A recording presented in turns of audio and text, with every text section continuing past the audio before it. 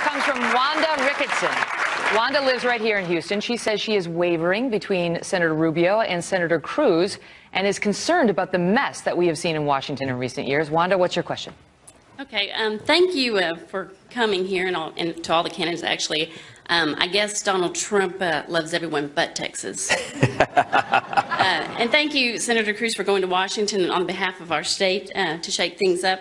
I truly admire and respect you for being a true constitutional conservative. Thank you. However, sometimes your hardline stance on the issues comes across as polarizing and uncompromising. And I'm just worried that if you were elected, that we would get 4 more years of nothing substantial getting accomplished in Washington again.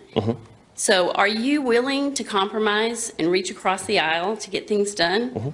Because frankly, I do respect Marco Rubio for at least trying to get something done with immigration and the Gang of Eight. Well, Wanda, thank you for that question. And I appreciate it. Listen, I understand where that question is coming from. We've got huge challenges in this country, and we've got to fix them. I mean, every one of us, we're not interested in a bunch of talk. We're actually interested in fixing them. Now, when it comes to compromise, my view is simple. I'm not willing to compromise on core principles. I'm not willing to compromise on fundamental beliefs. I'm not willing to compromise on the promises that I made to the men and women who elected me. But my view is also, my view is also, Reagan said, what do you do if someone offers you half a loaf?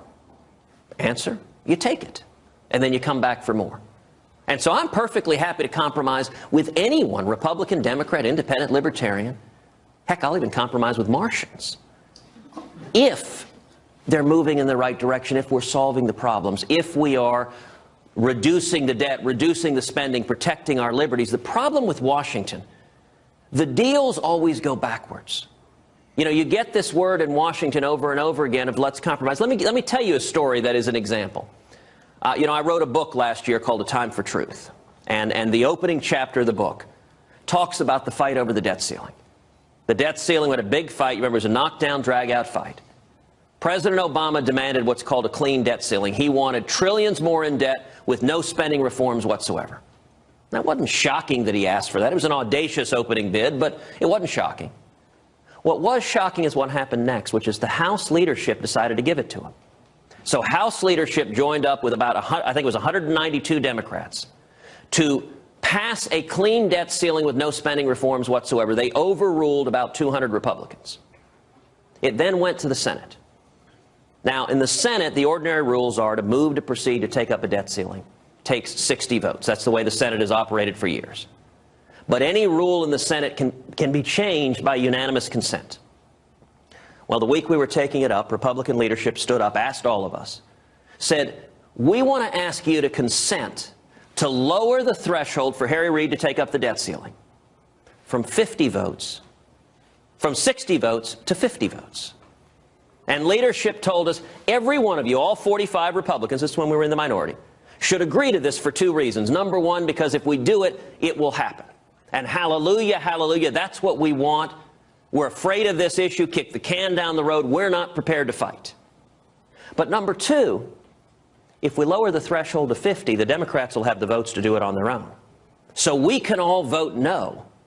And we can tell our constituents we opposed the thing we just consented to allow happen. Now, I'm sitting there, Wanda, listening to that. And I had no choice. I raised my hand. I said, listen, there's no universe in which I can agree to that.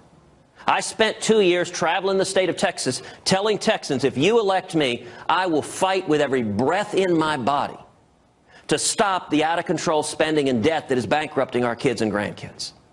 Now, I said, listen, I'm perfectly happy to agree to something that raises the debt ceiling and puts some spending reforms in place, to use leverage to start solving the problems. But if I were to agree to just make it easier for Barack Obama and Harry Reid to add trillions in debt with no spending reforms, I think that would be both unfaithful and dishonest to the men and women who elected me. Got to leave it at that for right now.